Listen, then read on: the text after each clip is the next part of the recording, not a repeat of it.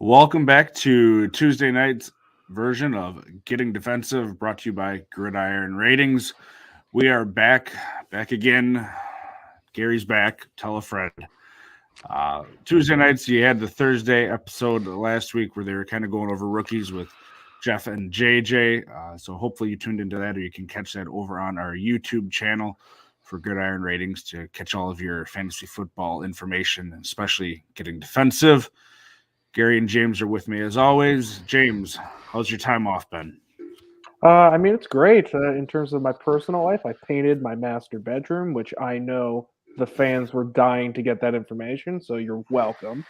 In terms of actual football, I've been enjoying these playoffs, just watching and kind of not having a leg in the game. My Cleveland Browns are nowhere to be found, and in a weird way, I'm used to that, and I kind of like it because I get to watch good football and not complain and hate myself. So everything's great for me. Yeah, I know the feeling, except my team likes to make the playoffs, the Cowboys, and then do horribly from there on out, pretty much every year that they make it. Since I was, I don't know, 10 or so. So, it's a different kind of pain, I guess, at that point. Gary, how are you doing? I'm doing pretty good. Glad to be back here. Feeling better? Yeah. It's been a rough month, man. The whole family's been sick. So, yeah, we were going to try to do this last Tuesday, folks, but it wasn't working for me, and then things weren't timed out right. So, but we're ready to roll now, and I'm ready to talk some linebacker. I'm ready to talk non-draft.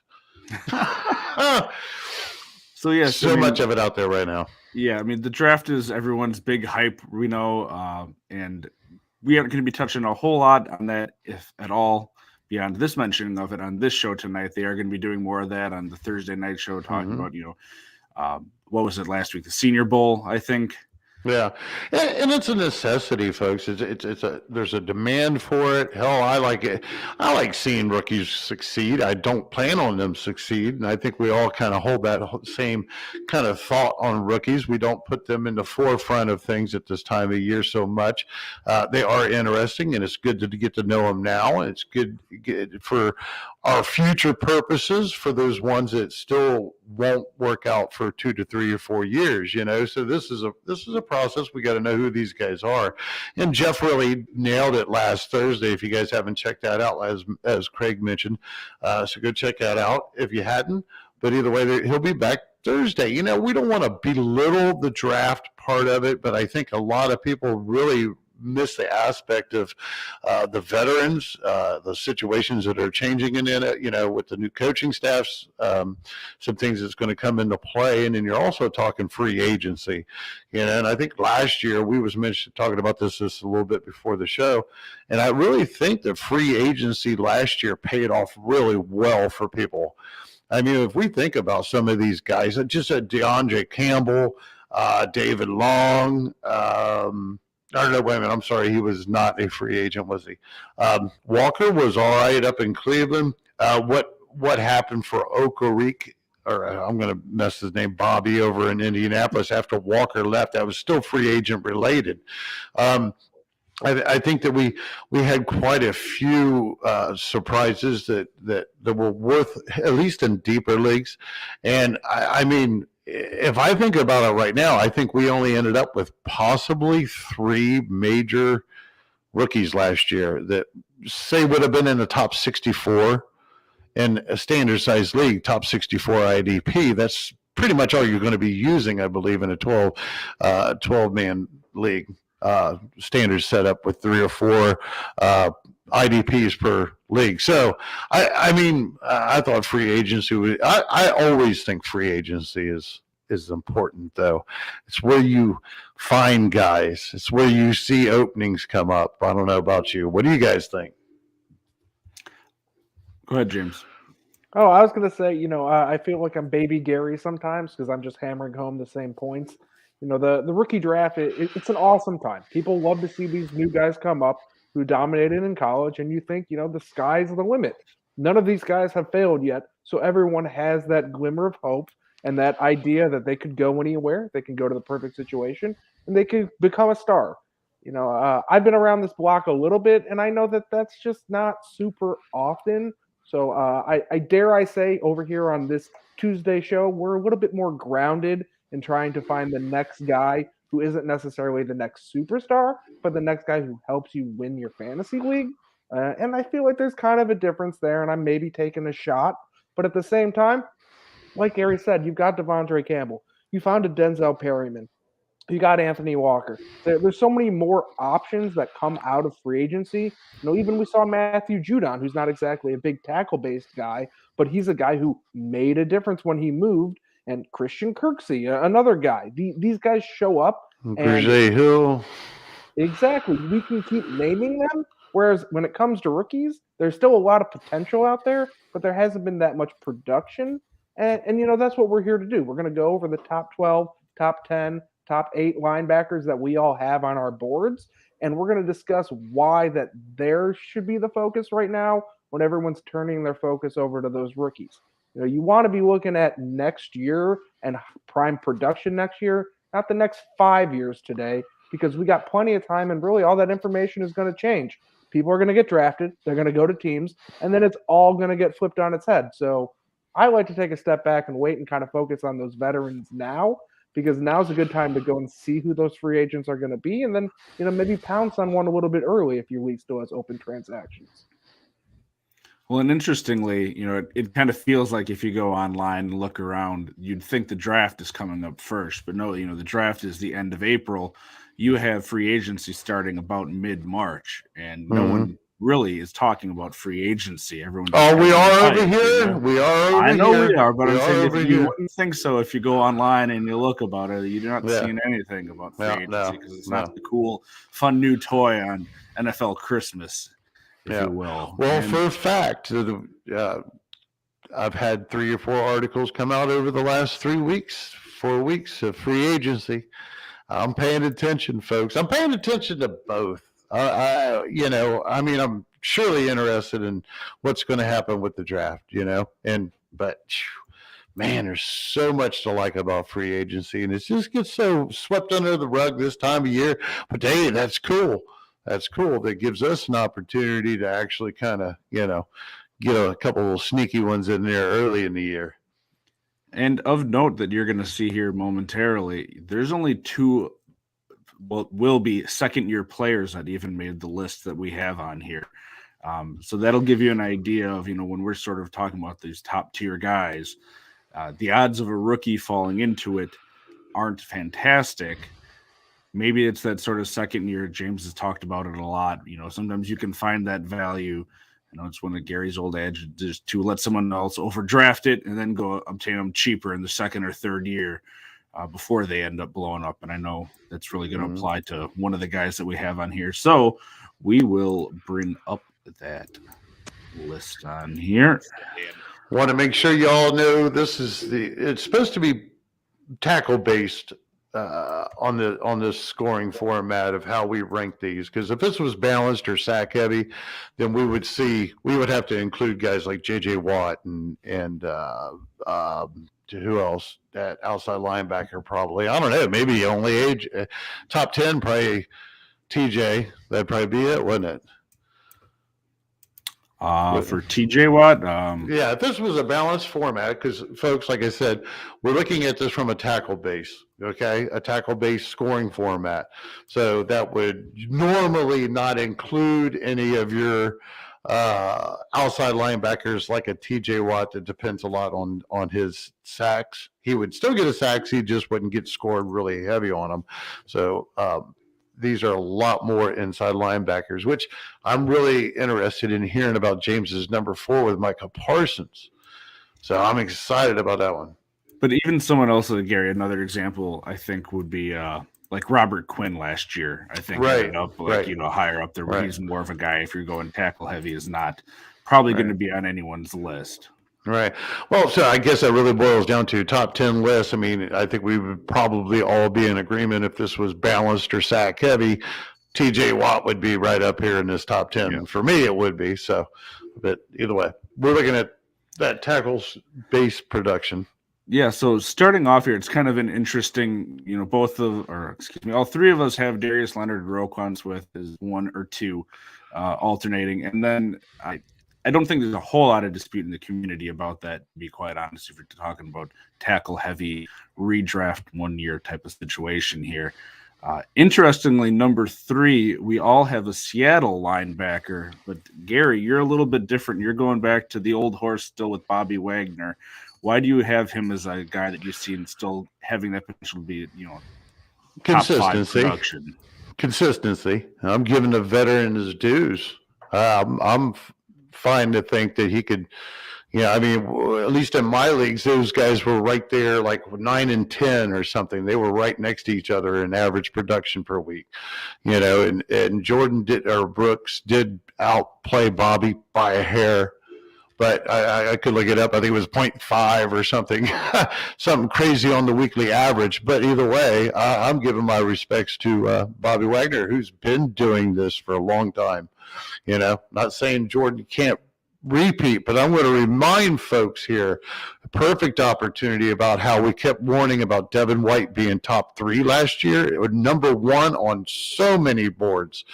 Devin White was the next coming of the Messiah, Darius Lenard or something. I have no idea. Folks, he had nowhere. And what we kept warning about was all that extra production he had for interceptions and sacks and passes defended, and how it would be hard to repeat those because we were looking at it. Our core base is a tackle base scoring format, per solo, per assist. So when it comes to that, and that's exactly what happened to Devin White this year. Or this past year, is he was ranked 1, 2, or 3 by most people, and he is nowhere, I believe, even in the top 20 on most leagues. And our balanced, let's see, he was only the top, right around top 20 in pretty much all of the leagues that right. I have. That's a far cry from a top 3, right? So that's to your point. The reason of why that is because he didn't have those big plays. His tackles actually weren't that far off of where he was prior, but the sacks fell off. Like I think it was 6 fewer sacks or something like that, which is a huge amount. Same thing with tackles for a loss if you're counting those. Well, from an inside linebacker position or point, that those are really hard to year in and year out maintain. I mean. Some of it can be just a scene, as a defensive coordinator. Hopefully you're not having to rush your inside linebacker 5 times a game. Hopefully you have a pass rush. So, yeah. Anyways, I just wanted to bring that up about Jordyn Brooks. I totally respect that seeing you guys had that. But I'm just giving the kudos to Bobby Wagner. He's been doing it. I think he's still got another year or 2 in him. And he's been doing it. That's where he got his edge over Brooks for me. Yeah, there aren't a whole lot of discrepancies here, overall in terms of the people that we have when you get farther down, just on the list or not. But James, you have a bit of a difference there. You don't have Bobby Wagner on your list at all. No, he's got Micah. Wait a minute. We'll get there. We're going down in order. He's driving me crazy here, Gary. Right. Oh, Gary's getting hyped up. I haven't even Gary wants to get defensive. It's been a while. I've been staring at that for days. But before we get to Micah, all right, James, you do have Jordyn Brooks on there. About the same spot that I do. You don't have Bobby Wagner at all. Do you see him falling off with Jordyn Brooks taking another step? Given by these rankings, it does seem kind of like what I'm thinking, and it is what I'm thinking. Do I think Bobby Wagner is going to slip and slide out of relevancy? Absolutely not. But do I think Jordyn Brooks is going to be the guy and Bobby Wagner is going to be the guy next to him? Yes, I do. Brooks already was that this past year, not by a landslide by any means, but he was. And I certainly think that the youth of Jordyn Brooks and his future upside boosts him up above a soon-to-be 32-year-old Bobby Wagner. Now, do I think Bobby Wagner could slip into a top 10 or my top 12 and I won't argue against it? No. But, I also put my rankings together from a little bit more of a dynasty perspective. We did not clarify that overall. And in general, I'm shying away from the older guys. because I'm looking to gather a lot of value, which would be multi-year. So especially in a dynasty format, Bobby Wagner's not going to be up at 3. But even in a redraft, I don't see him being in my top 10, which is why he doesn't hit my overall top 12. He's been excellent for years and years and years. That Seattle system has put together excellent linebacking seasons year after year after year. And yes, there's been a lot of those being Bobby Wagner seasons. But ultimately, I think it's Jordyn Brooks' spot. Obviously, I have him as my third linebacker. I think he's going to be excellent. So, yeah, some of Wagner's production is going to head over to Brooks, and I'm okay with saying that. And I guess I'm okay with being wrong if Wagner outproduces Brooks. All right. And one more thing of note on here. Deion Jones, we all have sort of in that same basic range, or 4 to 7 range. Now, a guy that you both have on there that I don't, beside Olukun, do you guys see him maintaining that sort of value no matter where he goes, or are you more interested in seeing that landing spot? I'll go first on this one. I definitely think it's all about landing spot. If he was definitely locked up in Atlanta, I think I'd see him higher up on that list. I think that he's going to be the more or less the same guy he was last year, but I think he can go a lot of directions, kind of like free agency can. He could be, a guy who goes into Green Bay and replaces Devondre Campbell. I think that that's a possibility. I don't think that that's a given or my prediction or anything, but I think there's a lot of variance there. And because of that variance, I'm fading him a little bit just because I don't want to get that negative variance, but I still think he's a top 12 linebacker overall. That's why he slips into my slightly larger than your guys' rankings. And I wanted to show that off and say, hey, I believe in him, but also I want landing spot first and foremost. And if I can flip him for someone who has a little bit better of a floor right now, I'm okay with doing that. I like him. I'll tell you, I think that his odds are that if he's not with the Falcons, which is odds aren't that great that he will be. They're going to have to. He's earned a payday, and somebody could use this guy's services. He's ran the defense. He played for Deion Jones over the years. He knows what he's doing. He's a young, smart Yale grad. So I think that there are plenty of teams out there that would love to get their hands on him. And I think that the way that they sit right now, when you're talking about Detroit, you're even talking about the Jets, Philadelphia could still stand something, Tennessee, Houston, all these things. Now I know we got some other players that each one of these, that we should assume, but my point would be, there's a lot of teams that would like to get a hold of Olukun. And I can't think of anyone that's probably going to go pay him that's got a winning record or a really good offense. So I think for this year, we're pretty safe, barring that he signs with the Patriots or something stupid like that. I think he's safe for that ceiling to have him in my top 10. I know 6 probably does seem high. Let's give that the benefit of the doubt. They say for some whatever reason he turns around because he wants to stay in Atlanta. He says, of course, they always say that to get paid. But if he stays in Atlanta, there's no reason he can't fall right there at number 6, no problem. I'm interested in Isaiah Simmons from both of you guys in that top 10. I mean, that one and the Nick Bolton. Do you have James? You have Bolton on there? Yeah, you have him right there too. What convince me why you feel that those guys are there? That's all I'm asking. Do you want to take this one first, Kraig? Yeah, sure. I don't think Jordan Hicks is back with that team, first of all. I think they've invested enough at that position that they're not going to be bringing him back. Simmons at this point appears to me to clearly be the guy over Collins, who sort of feels like is following that Isaiah Simmons path from a year ago where he wasn't playing a whole lot and then is going to be brought on. And if you're just looking at pure tackle numbers this year, Simmons had a huge step up and performed well. So do I think that he's going to come out of the gate and do what Jordan Hicks did? Not necessarily, but I think that defense is one that he's going to end up being sort of the guy that they have there in the middle, because I don't think Collins is going to come in and go gangbusters. And he showed enough progression for me that I think the tackles are going to continue to go up for him there. Right. Folks, for you that's only getting this on the podcast, Kraig has Isaiah Simmons at 8th. and Nick Bolton at 10th. James is at 10 with Simmons, and then Bolton at 9. They are not on my board. Yeah, and I'll piggyback off of Kraig here and just say, that's exactly what I was thinking. Jordan Hicks, I think, will be on his way out. He won't be a post 6-1 cut. He'll be an early cut. And I think that it's going to be Isaiah Simmons' defense to kind of run with, which might be something I'll say for another person who we haven't dove into yet. But I'm feeling frisky and loving the youth here.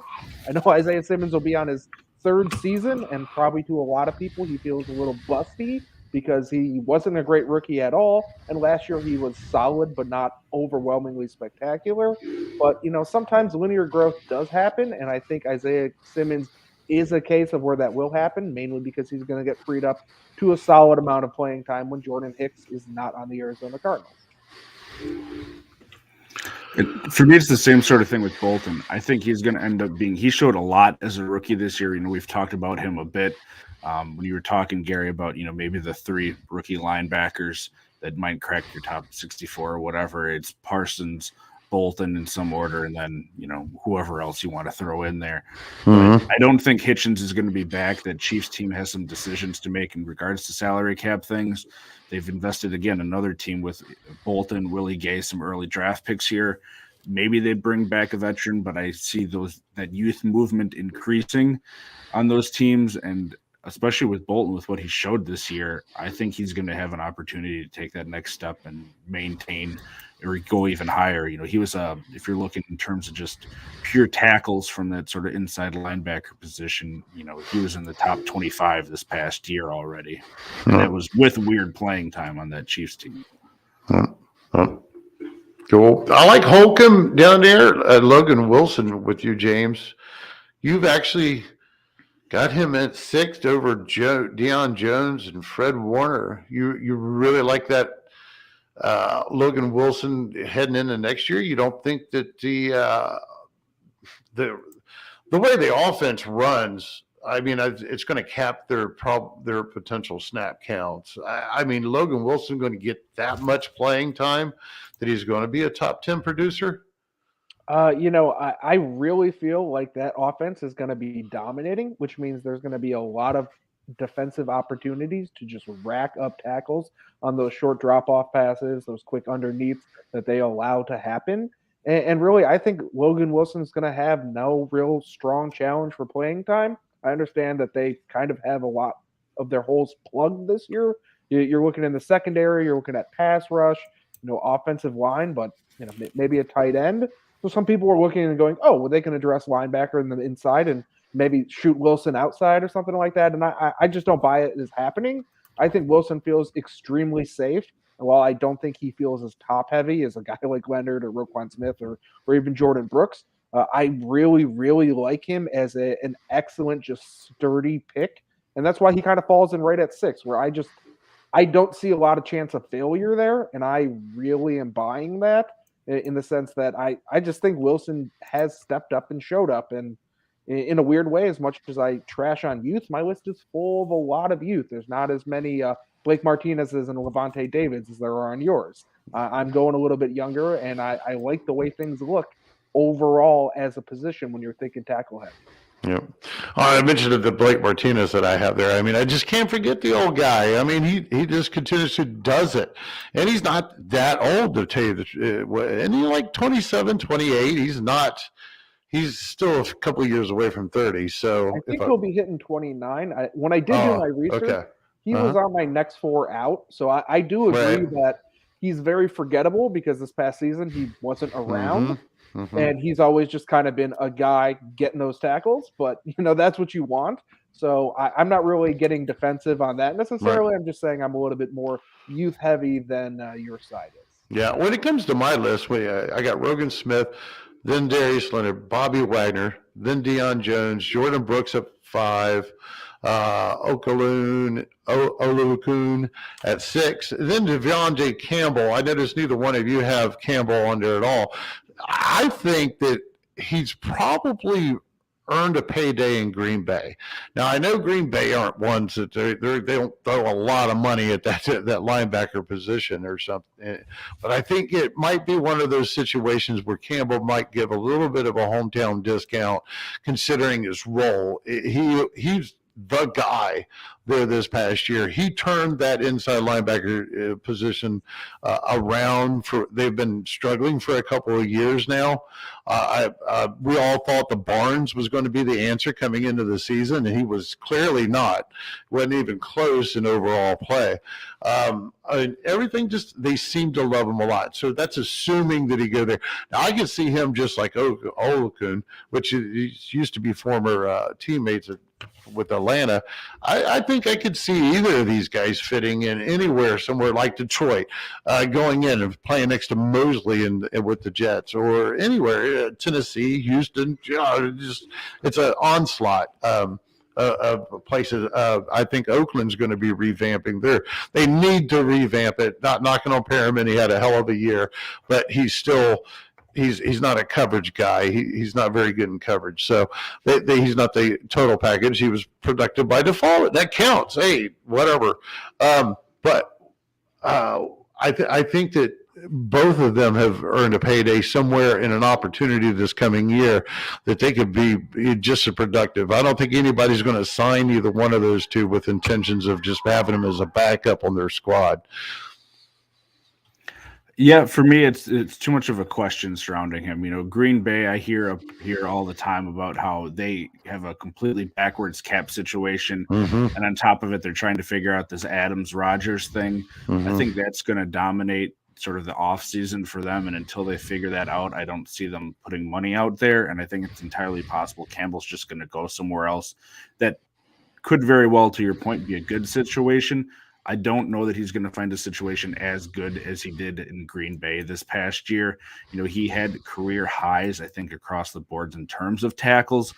I just don't see him repeating that. So do I think that depending on where he goes, he could easily be a top 2015 guy? Certainly. But without knowing where he is, I can't put him up that high as I didn't have him. Well, again, this is me assuming. I'm assuming across the board here because it's the early off-season, folks, and that's why we're doing this now. Things will adjust. I think, James, you must adjust your rankings like weekly on a lot of things. He is a ranking fool if you ever catch him out on Twitter. But when it boils down to, this is really opinion-based.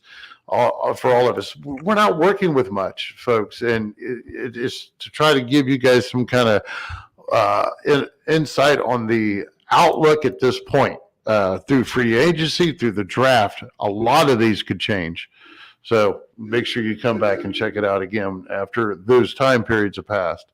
I like the Holcomb. I like Holcomb. I really would. At number 12, I had a hard time between Devin White at 10. And believe it or not, Holcomb kept coming up in my mind too. I like Holcomb. I think he's going to work out real well again this coming year. Between him, Logan Wilson, Perriman was up there, Campbell was a free. There's a lot of guys that weren't even getting that's in these top 10s that probably weren't even getting drafted that much this time last year. Yeah, and I think that's a key point to remember. And to kind of go back to your Devondre Campbell point, it's, Green Bay's philosophy so far in the past few years has been, we'll find a guy to pay linebacker as opposed to we'll pay a guy to play linebacker. A slightly different wording, but a lot different on field. And I think a lot of teams are kind of operating under that mindset in terms of we'll find a guy, we'll plug him in, and he'll get those tackles. And almost like running backs. Yeah, exactly. On the defensive side of the ball, that's the yin and yang right there. So, these lists are going to change. And, the important point to look at these lists are if you're drafting today, use these lists. If you're drafting tomorrow, you still probably want to use these lists. If you're drafting months from now, you should be listening to what we're saying in terms of destinations. Campbell could go to Tennessee. Campbell could go to Houston. He could re-up in Green Bay. You should pay attention who goes there because those are people who should be going up your board. Right now, it's obviously a ton of speculation. With my number 4 slot, good old Micah Parsons, who we want to talk about so bad, I have a lot of speculation based on that ranking. It obviously could bite, but I really think that they're going to let Leighton Vander Esch walk because they don't have the cap space. They're going to let Keanu Neal go to the service line because he's going to get cut, and they're going to slide Micah Parsons inside, and he's going to eat volume. That is speculation. I'm going to guess that Gary's going to disagree along with Kraig because they don't have him in the top 10. But the whole point is right now, it's time to speculate. As new information is unraveled, as we get more information, I might have to adjust that ranking, and so be it. But the whole point is right now you're trying to gather information, and you want to gather it faster than the rest of your league. Yeah. And that's what stuck out about it. I figured that might be your answer, about having him in there. You're assuming, just like I'm assuming, that Campbell's going to remain in Green Bay and everything. And I think if we learned anything this past year, Kraig, I think that IDP is kind of evolving. There's getting less and less consistent players. We're at one point in time in deeper leagues, David Long was kicking at. We got Quincy Williams. We had Holcomb that was getting, he had no love prior to the season. Everybody was about Jamin Davis. Logan Wilson was flying under the radar with a lot of people. I think Anthony Walker could have, if he wouldn't have got hurt, I liked Anthony Walker a lot more this year. I think he can come in if he comes in next year and he'll produce a little bit better than what he did this year for IDP. But I found myself even in leagues where I had drafted a top 5 or a top 10 guy that I was more than happy to had gotten a hold of Campbell or gotten a hold of Holcomb and Wilson, especially at the beginning of the season, first half of the season. And I played them over some names. I can't say Darius Lenard. I never sat Darius Lenard. But Eric Kendricks or some of those other top 10 guys from last year that you would expect to plug and play. I found myself putting some of these guys on the bench. Deion Jones, I did occasionally at the beginning of the season. It was more Overlooking at that time, I believe, that was producing. I find it. I'm finding it that this year I'm going to keep even a more open mind when it comes to trying to think about any rankings. I think it's going to be. There's more and more snaps going to secondary. I think there's going to become less and less viable linebackers that you can plug and ever play continuously. Yeah, I agree with you completely. And honestly, I think it's just an overall change. That one additional game, well, it doesn't seem like a lot. It's kind of separating the season into 2 different halves. And in the first half, a lot of teams are make it to the second half healthy, as opposed to making sure I plug this guy in, he gets 100% of the snaps. Not necessarily. Let's maintain him. Let's give him, I don't know, what do they call it in the NBA? A maintenance day, a rest day. Yep. I don't think players are getting necessarily rest days where they don't play at all, but their snap counts are getting limited in the sense of we'll rotate that second guy in there for certain snaps here and there, and it doesn't matter as much, especially when you look at game script and whatnot. So finding these elite guys is going to get more and more difficult. The same thing kind of happened to running back 10 years ago, where you had a lot of elite volume guys, and suddenly that volume only went to the elite guys. And I think the inside linebacker is kind of undergoing the same revolution. Yep. With the Parsons thing, James very well could be right, but I'm really concerned that Dallas isn't going to end up using him in that fashion, because I think Dan Quinn, who I believe will continue to stay there, found himself a pretty new toy that he's just going to use all over the field however he sees fit. And it wouldn't surprise me. Jerry's done this sort of stuff before, and by all accounts, he's still running that draft room when he wants to. They could go out and draft another linebacker, to double down on a position. We've seen them do that plenty, even taking Parsons. Now, I don't think they knew right off the bat that they were going to, cut Smith and do all this other crazy stuff. But being a fan of the Cowboys, that draft room is just such a wild card with really having no clue as to what they're going to do. You talk to me 3 months from now, if he's the main guy in the middle, there's a very good chance I thought about putting him in my top 10 now. but I tried to go a bit safer here with things that I feel like I do know on how things are going to pan out, and he was just right outside of that. But if you're talking about a fantasy asset, and this is even a balanced scoring system, he's probably clearly in my top 10 with that. But if we're just going tackle heavy, I'm just not sure that they're going to end up using him that way. Yeah, Dallas is definitely strapped for cash too. So I kept wanting to relate Okaloon and Campbell to Dan Quinn if he went up from Chicago or got the Denver job, but he got neither, so he's staying there. I still think it's an interesting option, but yeah, if we've learned anything from Jerry Jones, you're right. He'll just go double up, and overall I think he can afford to get him a top 2, top 3 round linebacker, no problem. And there's apparently quite a few of them in this year's draft, if you listen to everybody on Twitter. So, but that's tough. That's tough, Parsons. I mean, they're losing Randy Gregory. I think they're losing a few guys off that defensive line. Can they really afford to move him? If I get it, I understand.